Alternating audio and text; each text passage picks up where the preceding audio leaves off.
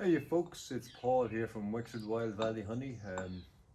What I'm doing here today is it's a November evening here in Wexford, in Ireland. It's about what do you call it? About half 3, 4 o'clock.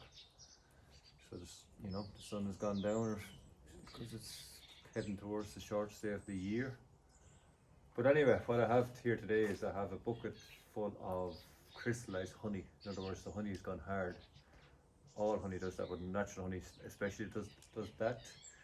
So I want to soften the honey because obviously when it's gone hard, I can't, like it's in the bucket, I can't get it out of the bucket, I can't filter it, I can't do anything with it. So what I did was I put some 2 bits of timber in the bottom of this saucepan and then put the plastic bucket sitting on the sticks. And the reason for that is I don't want the plastic bucket sitting on the saucepan itself, on the metal, because the heat from the fire could, melt the bucket when it's in direct contact with it. So I have 2 bits of timber underneath the plastic bucket, so the water goes the whole way around the bucket. And I boiled a couple of saucepan. I boiled a couple of kettles of water to pour into the saucepan to speed up the process a little bit, and then I lit the fire. And it's just all bits of sticks, all bits of pallets that I chopped up with this axe, and they're burning away inside there. And I'm not sure what temperature, but I can feel the heat on that. I wouldn't be able to put my hands on that, that's too hot. And the saucepan itself, yeah, I can't leave my hands on it either, so I'd say it's about 70 degrees anyway, but thereabouts. That's 70 degrees centigrade. I'm not sure what that is in Fahrenheit. And yes, it has been like that for the last 45 minutes, I'd say, and it has softened. It was completely hard, but now it has softened. I'll show you what I mean.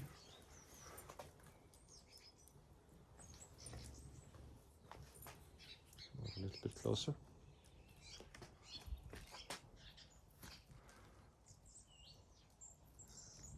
See what I mean? So you can see the water there in the saucepan. I don't know if you can see, I can see a little bit of steam coming off it. And the honey has softened, which is brilliant. See, there's a big chunk of honey that's still crystallized. So the whole bucket was like that previously.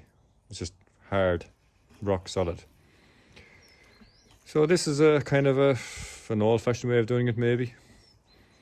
Probably an ecological way of doing it, in the sense but I did boil the kettles, but besides that I haven't used any electricity. I'm just using all bits of pallets as my heat source, and it's heating the water around the bucket. And as I said to you a moment ago, there's water underneath the bucket too, so the bucket won't, it won't be in direct contact with any metal parts. And I want to soften the honey. Now I don't want to boil it. I'm not going to boil it obviously, because that would affect the quality and the properties of the honey. But I am heating it up slowly now. At the moment it's only about 20 degrees, if that, just to soften it up. But it still has a bit to go. As you can see, there's still big chunks of crystallized honey in it. So I'll leave it for another half an hour. And actually the fire itself is starting to die down. We'll have a look at the fire. It's a lovely sight. So I'd say it's okay. I can just put the lid back on the bucket and let it work away at its own rate, at its own pace. It won't, it won't make the honey too hot. I want to be very careful not to overheat the honey, but it won't, because there's water all around. Obviously it's heating the water, that's heating the bucket, that's heating the honey. So the honey is not in direct contact with any part of the metal container, or the plastic bucket isn't in any direct contact with part of the metal container. So it's a slower process, and it's safe. I can leave it alone, that it won't heat the honey too hot. It'll heat just enough to soften it up, because I need to soften it because I want to filter it, obviously, because this honey hasn't been filtered yet. So I want to make it soft enough that I can filter it. And then it's ready to be consumed. So I'll go back here for a second. Oh, it's nice. So as you can see, it's a big bucket of honey.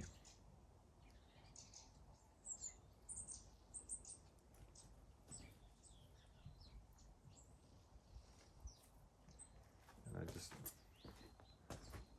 taste a little bit of the honey.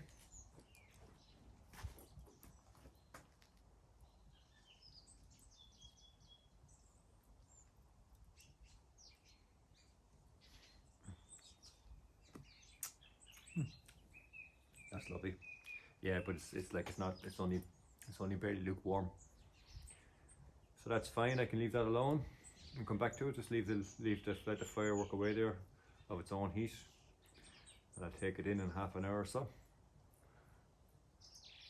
And then I'll put the honey into I'll have to heat it slightly a little bit more because it still wouldn't go through the filters like that. Just very slowly heat it a little bit more, so it'll go through the filters. You know, just take bits of wax and stuff out of it. Although some people do buy it like that in its completely natural state with wax and whatever else, but most people like to buy it in a shop in a jar. So that's what most of it will be going for.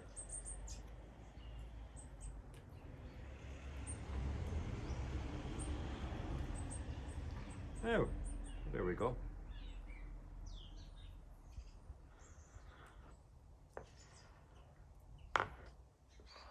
It's starting to get dark here in Wexford.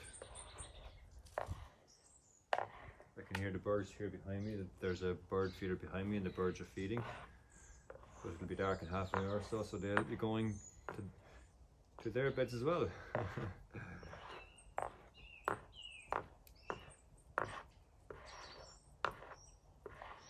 Oh.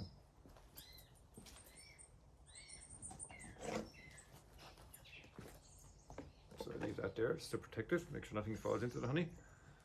And I'll come back in half an hour or so because the fire's starting to go anyway, so it's not going to get any hotter, so I'm not worried about it going, overheating.